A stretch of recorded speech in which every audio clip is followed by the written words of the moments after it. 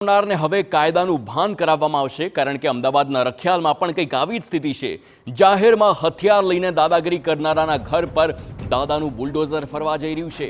આરોપી સમીર ચિકનાના દબાણવાળા ઝૂંપડા પર હવે દાદાનું બુલડોઝર ફરશે।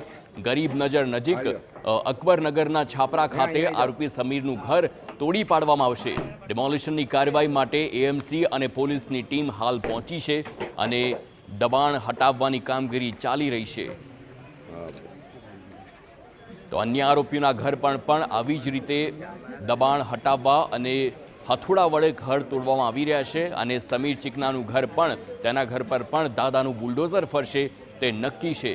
તો અગાઉ રખિયાલ વિસ્તારમાં હથિયાર સાથે દાદાગીરી કરતો આ શખ્સ ઝડપાયો હતો જેનું નામ સમીર ચિકના છે અને આપ જોઈ શકો છો છાપરા પર ચડીને નીચેથી તમામ જગ્યાએથી ઘરને ખૂણે ખૂણેથી તોડી પાડવામાં આવે છે। તેના ઘરવાળા બેઘર થઈ જવાના છે તે વાત નક્કી છે અને એટલા માટે જ આ દાખલારૂપ કાર્યવાહી કરવામાં આવી રહી છે કે આવનારા સમયમાં આવી રીતે કોઈ દાદાગીરી ન કરે। આ દ્રશ્ય આપ જોઈ શકો છો, અગાઉના દ્રશ્ય છે રખિયાલ વિસ્તારમાં તે કેવી રીતે ધાક ધમકી આપતો હતો, પોલીસની ગાડીમાં પણ તે ધમકાવતો હોય તેવું જોવા મળી રહ્યું હતું અને આ શખ્સની જે આખી ઘટના કેમેરામાં કેદ થઈ ત્યારબાદ તેના વિરુદ્ધ કાર્યવાહી કરવામાં આવી અને હવે એટલી કડક કાર્યવાહી કરવામાં આવી રહી છે કે તેના ઘરવાળા પણ હવે બેઘર થવાની આડમાં છે। તો આ કડક ઘટના એએમસીએ કરી છે જ્યાં તેની ધરપકડ તો કરવામાં આવી જ છે પરંતુ તેનું ઘર પણ હવે તોડી પાડવામાં આવી રહ્યું છે। આપને જણાવી દઈએ આ ઘર હતું તે ગેરકાયદે હતું। આપી દીધું ને? ઓકે ઓકે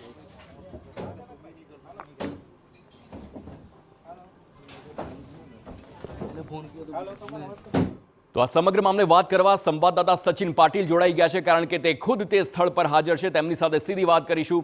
સચિન, હાલ એએમસી જે પ્રમાણે કામગીરી કરી રહી છે લાગે છે કે ડિમોલિશન હટાવ કામગીરીની જે આખી આ ટીમ છે તે આજે એક બાદ એક આરોપીના ઘર પર જ તોડી રહી છે તેવું સ્પષ્ટ જોવા મળી રહ્યું છે કારણ કે સમીર ચિકના અને અન્ય આરોપીઓના ઘર પર હાલ બુલડોઝર ચાલી રહ્યું છે।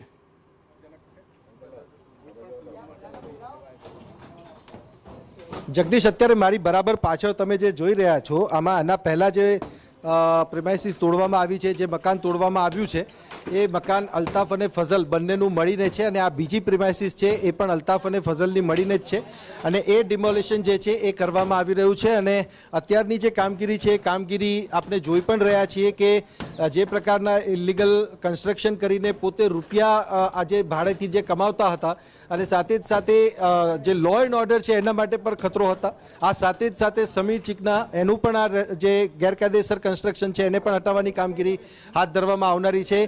પ્રકાશભાઈ આપણી સાથે છે। પ્રકાશભાઈ, આ લોકોની ઉપર પહેલાથી જ લગામ કસવાની જરૂર હતી એવું આપને લાગે છે? હવે આ પ્રકારના જે તત્વો છે, પોલીસ ડિપાર્ટમેન્ટ છે, કોર્પોરેશન લીગલ ડિપાર્ટમેન્ટ છે કે એસ્ટેટ ડિપાર્ટમેન્ટ છે, બધા એક સમન્વયથી કામ કરે તો આ પ્રકારની ઘટનાઓને ઉઠતા કે ઉપર આવતા રોકી શકાય? આપે જે કહ્યું એનું ઉત્તમ ઉદાહરણ અત્યારે આપ જોઈ શકો છો। કોર્પોરેશનના તમામ ડિપાર્ટમેન્ટ્સ અને પોલીસ વિભાગ સાથે મળીને કોર્ડિનેશન સાથે એક સુંદર કામગીરી કરી રહ્યું છે। માત્ર ફરિયાદ દાખલ થયાના 24 કલાકની અંદર મકાનો તોડવામાં આવ્યા, બીજા મકાનો આઈડેન્ટિફાય થયા 3 મકાનો એને પણ આજે તોડવાની કામગીરી કરવામાં આવી રહી છે। કોઈપણ પ્રકારના વિલંબ વગર ત્વરિત પ્રોમ્પ્ટ એક્શન્સ થઈ રહ્યા છે। આ સંકેત છે ગુનેગારોને કે આ પ્રકારે જો કાયદાની રિસ્પેક્ટ નહીં રાખો, કાયદાનું ઉલ્લંઘન કરશો અને કાયદાના અમલદારો પ્રત્યેનું જે તમારું વર્તન છે જો અયોગ્ય હશે તો ચોક્કસપણે કડક કાર્યવાહી કરવામાં આવશે। અને દાદાનું બુલડોઝર તરીકે ગુજરાતની અંદર જ્યારે આપણે બધા જાણીએ છીએ તો આપણી મૃદુ અને મક્કમ સરકાર એ બાબતે બિલકુલ કોઈ પણ પ્રકારે ચલાવી લેવા માંગતી નથી, એનું આ ઉત્તમ ઉદાહરણ છે બાપુનગર ખાતે આ ઉદાહરણ। પ્રકાશભાઈ, વાત સાચી છે પરંતુ હવે ફરીથી કોઈ અલ્તાફ, ફઝલ કે સમીર ચિકના કે બીજા કોઈ પણ આ પ્રકારના જે અસામાજિક તત્વો છે એ ફરીથી ઊભા ન થાય એના માટે હવે એક્શન કમિટી તમારી કોઈ બનશે ખરી? કારણ કે આ પ્રકારની ઘટના હોય તો પોલીસને કદાચ ખ્યાલ હોય કે ભાઈ આ પ્રકારે ગુનાઓ થઈ રહ્યા છે કે આવા લોકો જે છે ફૂલી ફાલી રહ્યા છે તો એમને તરત જ ડામી દેવામાં આવે ને એના ઉપર એક્શન થાય પહેલાથી જ? આ જે કિસ્સો હમણાં બન્યો છે એની સામે લીધેલા જે પગલાં છે એ બિલકુલ લાઉડ એન્ડ ક્લિયર મેસેજ આપે છે બધા જ ગુનેગારોને કે હવે પછી જો તમે ગુનો આચરશો અથવા તો આ પ્રકારનું કોઈ કૃત્ય કરશો, કાયદાનું પાલન નહીં કરો તો આ પ્રકારની સંયુક્ત કાર્યવાહી કોર્પોરેશન, પોલીસ, સમગ્ર સરકાર સાથે મળીને કરવાની છે. તો આ એક clear loud and clear message છે ને ચોક્કસપણે આ આઈ ઓપનિંગ પણ છે. આપ કહો છો એમ એ આ આંખો ઉઘાડનારું પણ એક આ ઇન્સિડન્ટ છે, જેનાથી પોલીસ પણ જાગૃત થઈ છે, અમે લોકો પણ બધા જાગૃત થયા છીએ, અને આ ખૂબ જ સારી શરૂઆત તરીકે હું આને ગણાવું છું, અને આ કોર્ડિનેશન કાયમ રહેશે એ પ્રકાર એની આસ્થા પણ છે. તો અહીંયા જુઓ એક વિશ્વાસ અપાવી રહ્યા છે પ્રકાશભાઈ, અને અહીંયા તમે જોશો પણ તો આ જે બુલડોઝર છે, બુલડોઝર જે છે હથોડો છે, અને હથોડો જે છે અહીંયા ચાલી રહ્યો છે. અલ્તાફ અને ફઝલનું જે મકાન છે, એક મકાન તોડવામાં આવ્યું છે અને આ બીજું અત્યારે તોડવાની કામગીરી હાથ ધરવામાં આવી રહી છે.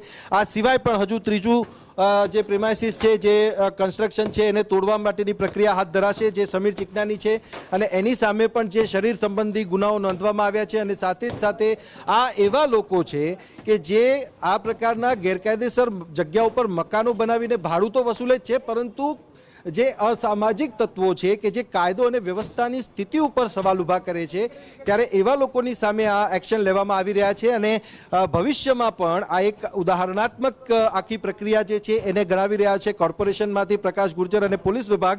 અને એમનું કહેવું એ જ છે કે આવા જે ગુનેગારો હશે, આવા જે અસામાજિક તત્વો હશે, એમની સામે આ જ પ્રકારે કડક પગલાં હાથ ધરવામાં આવશે.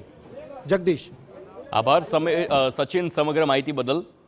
તો જે પ્રમાણે કાર્યવાહી થઈ રહી છે, અલ્તાફ, ફઝલ અને ત્યારબાદ સમીર ચિકના, આવા તમામ પણ જે અસામાજિક તત્વો છે તેમના ઘર આજે બચવાના નથી તે વાત નક્કી છે.